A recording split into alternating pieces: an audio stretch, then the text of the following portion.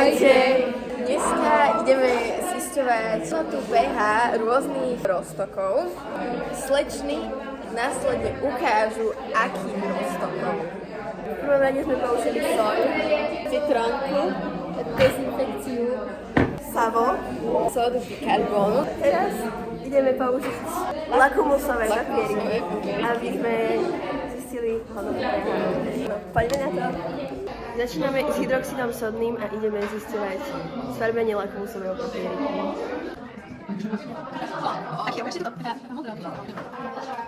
Asi 12. 12 to je. 12. Znamená to, že roztok je zásaditý.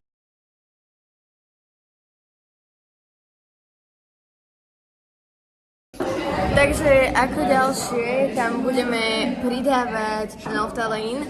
Budeme zisťovať, či sa nám tam zmenila farba, alebo nie. To je pekné. Kyselina chlorovodíková.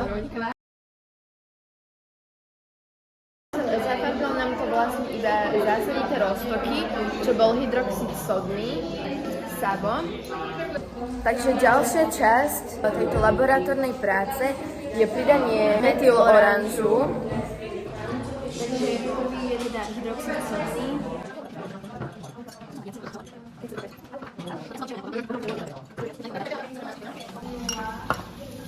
Pri hydroxide sodnom sa farba zmenila.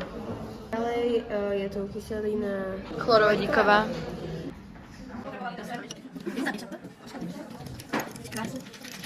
Teraz tu máme savo. Citrónku. Korálová. Sódu bikarbónu. A teraz ideme na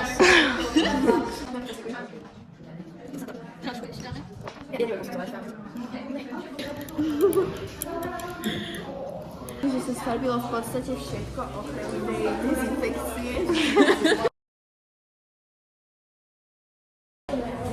Zistili sme, že kyslé roztoky, alebo teda kyseliny sú kyselina chlorovodíková, soľ, citrónka a dezinfekcia.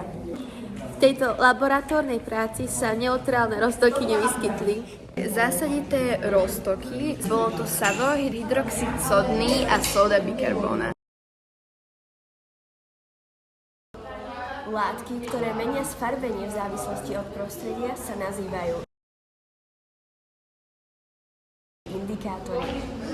Stupnica pH merá kyslosť a zásaditosť roztoku.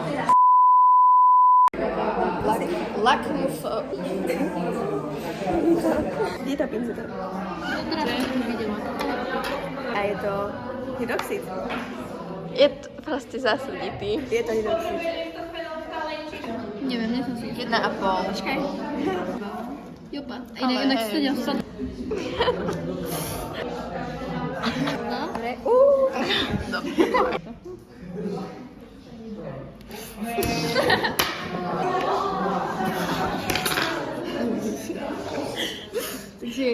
Ináč ja sa obávam, že my by sme to takto nemali robiť, lebo pozrite sa, ako to zafarbujeme. Dobre, je to 8, to stačí. Ja nemám tomu čo povedať. Že je to zásadité ešte povedať. Zásadité. A je to hydroxid, nie? Počkajte, zistíme. Zistíme? Počkajte. Hydroxid. Fenolftalén. Zistíme používanie tejto prediceny. Asi je to trošku.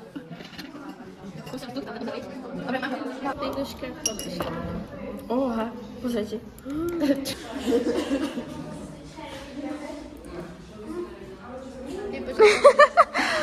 Ale rukav.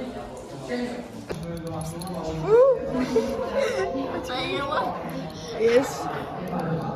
To vyslobodím.